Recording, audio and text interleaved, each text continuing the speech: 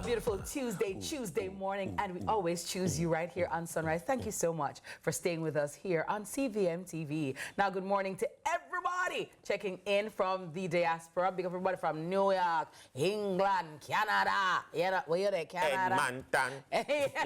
In the streets, you know what I mean? Where are you? I am in Jamaica. Where are you, Dennis? Canada. London, UK.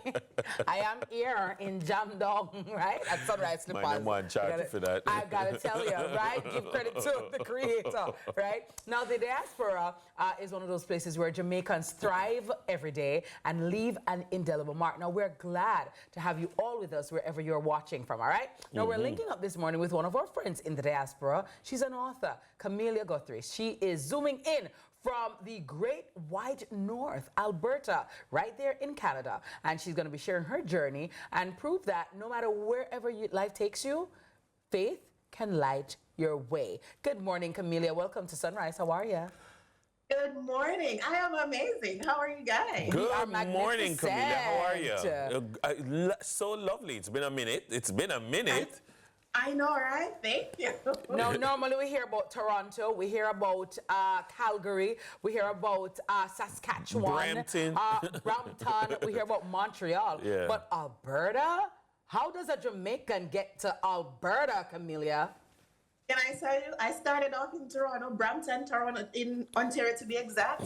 And then, you know, there's something in Toronto that people stay there, but life hard up there, yeah? And so I'm about soft life, and I recognize that Edmonton provides some soft life, and so I moved about a year and a half ago. Oh, nice. You know, sometimes it's about support systems. So there's a strong West Indian community in, for instance, Toronto. Edmonton as well, but not so much. Were you daunted at all by venturing all the way out there, so far away from your comfort zone? Can I tell you something? I felt like if I could have packed up my dandan and leave Jamaica and go to Toronto, I could come to Edmonton. It's a couple for 4 hours away. So I just felt like I was prepared, having left Jamaica, to come to Canada. I felt like I could just, I just did. So why did you leave Jamaica to begin with? It's not like you did pop down in Jamaica. You were doing pretty okay. No, about pop dog at time. But I was at a space where I felt like I was stuck and I wanted to do higher education. So I came here to do postgrad and just never came home back. Tell us about yourself as a Jamaican. I mean, some people might recognize your voice. Tell us why that's so. Oh, because I spent most of my later years in Jamaica as a journalist. I started at Nationwide News with Cliff Hughes with Dennis.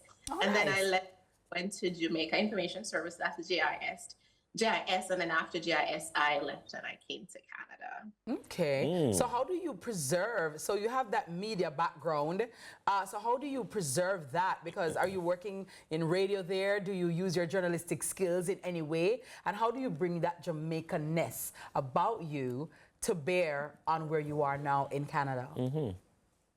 I no longer work in media directly, but I had the awesome privilege. There was one commercial Black radio station in all of Canada, and I had the privilege of working there for 6 years as reporter and producer, and then I ended as news manager. And so it was heavily about Jamaican culture, Black culture, African culture, just everything Black and everything Jamaican. And so I had the awesome privilege of doing that. And then I just... like one of the things I try very hard to preserve is my accent. So when you see me and you hear me, you know that I am truly Jamaican, yeah? Right. So I think, and I do YouTube and I do Instagram. So that's my way of preserving it. Your Jamaican-ness. But let me ask you though, when you're in that space, because sometimes, you know, you're in Jamaica and you're doing well, and some people might think, oh my God, when me about to take up my bag and pan and go elsewhere, I don't know nobody, something go get lost. What was it like for you when you just started out, and you know, how did you manage to cope? Stress. It was probably the first time I was ever depressed. But the good thing is that my mom was here. So when I came, my mom was here. But there were several times like, Mommy, may I go home? Like this hard life, like I've worked the hardest coming here than I ever have in my entire life. Yeah. But what happened that after a while it balances out. So about year 5, it started to balance out and things started to make sense. But when you come, like sometimes in Jamaica and people like, nobody come cut up your rough, but come and experience your own roughness because at the end of that, there is joy and there's peace and there's all these wonderful things. Yeah. As you're talking about roughness, though, Camelia, I'm happy you touched on that. How does the roughness shape you? Because sometimes, people don't understand, or many of us, we don't like the discomfort that is. But growth does not normally happen in a space of complacency. Sometimes the roughness that helps to shape you and bring out the best in you. So how did the roughness there shape you and also even help you to appreciate Jamaica? Because sometimes, we're don't and take a lot of things for granted. I think for me, the shaping was more faith-based because I was able to, I had no choice but to tap into it, just trust God, that if God brought me through before, he's going to bring me through, and that he didn't bring me here to just leave me. So I think for me, the greatest part of that, the growth was just faith and trusting God 100%, because otherwise, I tell people, I probably would have tapped out a long time ago. But you say that because some people, me know you're a Jamaica as Christian. You got foreign and you're still Christian. Some people got foreign and then turn back, why you... Them backslide. Turn back. What has kept you in your faith and caused you to now bring your faith onto social media where it's a source of sharing with other people? I think, so I was born in Christendom. I was born Adventist and raised Adventist. But at some point, I recognized that it wasn't just something that my parents taught me. It was something that I had to make personal. So God became personal for me at some place during the roughness. And because he became personal for me, I recognized that going left or right didn't make sense. Just staying the course is what made sense to me. And so that's why I've stayed. But funny enough, because I'm Adventist, at one point my ears were pierced and people did message me and tell me something to turn back to. So, because Adventists are not allowed to wear jewelry. So, one Israel, you turn back, people see they're so judgy. Oh my God. But let me ask you though, Camilla, when it comes to partying or having fun or even eating food, Alberta, I'm assuming, have a different palette than what we used to. So where do you go for fun? Because, people say, Jamaica, we have so much place to go. We can party, we can go beach, we can go river. We have so many things to do. How have you, transitioned, or how have you made there? What do you do for entertainment? What do you eat? Where do you go? So first of all, I'm vegetarian, almost vegan. So a lot of times I just eat home or eat at friends. So I have a small group of friends here that we hang out together. But I mostly go to church. I go to church, work. I'm one of the boring kind. So I go to church, I go to work, I come home, and there's really not much here to do, to be honest. Wow. Nice. All right, tell us about your book. As an author now, you've channeled your creative energy in that direction. Tell us about the book and what caused you to write it. So I grew up in a place called Jerusalem Mountain. Bush. Jerusalem? Me come from Jamaica, never hear about Jerusalem Mountain.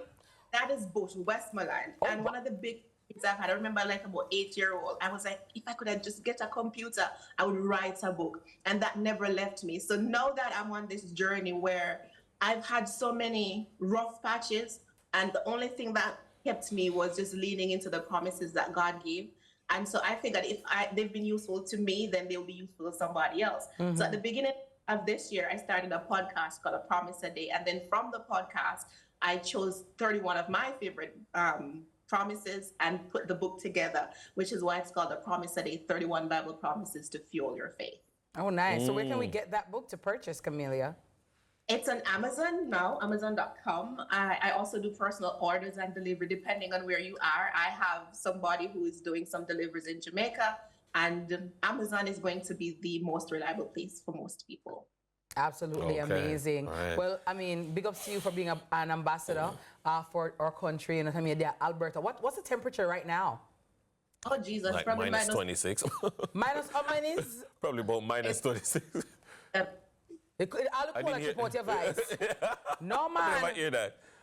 What think is it's it? probably about -27 if I'm not wrong. Yeah, see there? Murder, she wrote. All my wisdom teeth cold. Just in case you said that. Like my old soul is cold. Do you know that like in Australia, it's actually their summer now. Yes, it is. And they normally have Christmas in July.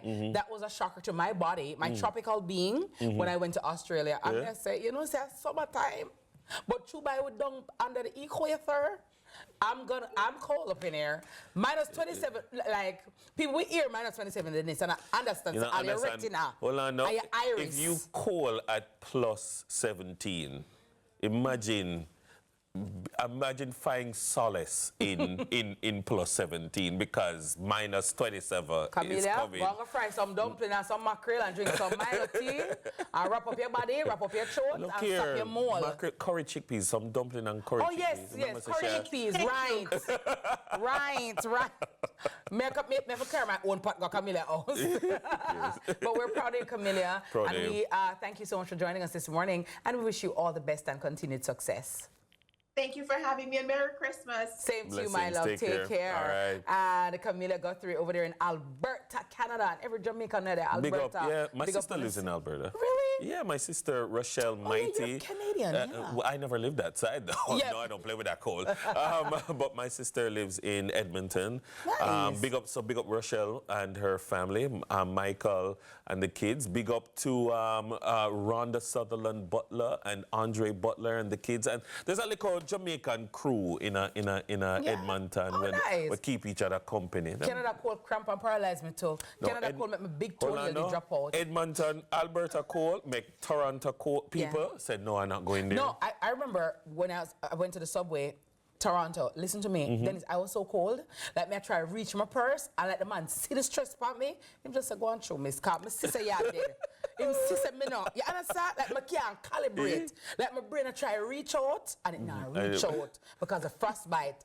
I came out one morning and I underestimated the cold and then my toe frostbite and the nail, and that was the end of that. That was the end of right, that. But before I go in the warmth, bless the warmth, bless the Jesus. Yes.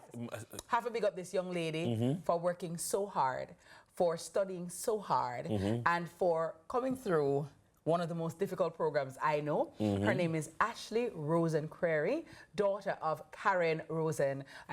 Her married name eludes me right now, right? From Wisinko. She was called to the bar on Friday by King's Counsel, Garth McBean. That's the person you were trying to remember her name Remember her name yesterday. Yeah. Okay, so, nice. yeah, big ups to Ashley. Congratulations, my dear. And we wish you all the best. We have our picture. Where's our photograph? If we have it, we're going to show it. You know what I throw mean? it up, So, yeah. big ups to her. And thanks again to Camilla Guthrie for checking in from Canada.